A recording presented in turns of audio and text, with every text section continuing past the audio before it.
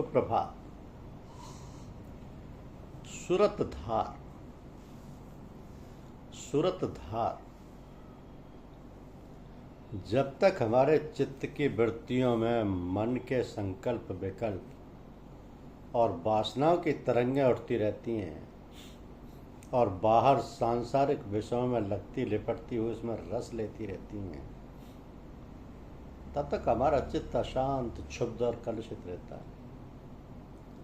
अतः हमको चाहिए कि अपनी चित्त वृत्तियों को समेटकर मन की धाराओं को बाहर से उलटकर अपने हृदय पर लगाएं, जमाएं, तभी एकाग्रता प्राप्त होगी। जब एकाग्रता होगी तो शांति मिलेगी और आत्मिक अनुभव तथा ज्ञान प्राप्त होगा और उसके परे जाने की योग्यता प्राप्त होगी। तो जब तक पानी हिलता रहता है उसमें अपना रूप स्पष्ट दिखाई नहीं देता।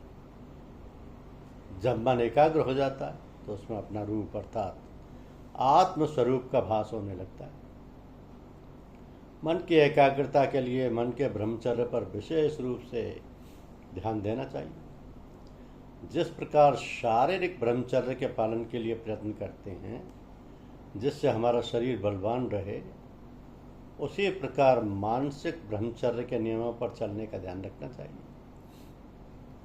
तो अपनी मानसिक दृष्टि या सूरत अर्थात धार जो हर समय इच्छाओं वासनाओं द्वारा बहती रहती है, जिससे मानसिक शक्ति क्षीण होती रहती है, उसे रोककर हृदय स्थान पर जमाए तो फिर हृदय शक्ति बलवान हो जाएगी और उसमें स्वाभाविक बल और शक्ति पैदा हो जाएगी।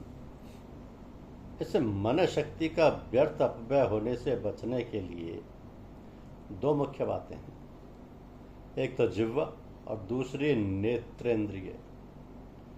इनके कार्यों पर विशेष ध्यान रखना चाहिए। नेत्र द्वारा शक्ति बहुत क्षीण होती है। व्यर्थ है किसी वस्तु को देखना जिससे हमारे मन पर बुरा प्रभाव पड़े, रोकना चाहिए।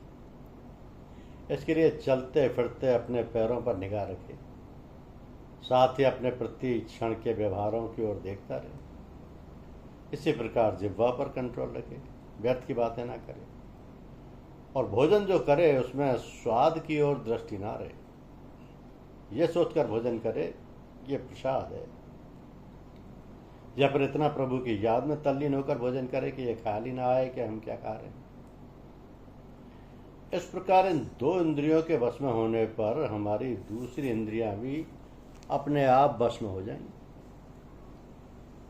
हमारी मानसिक सूरत बलवान हो जाएगी और इच्छा शक्ति का स्वरूप सहज ही प्रबल हो जाएगा।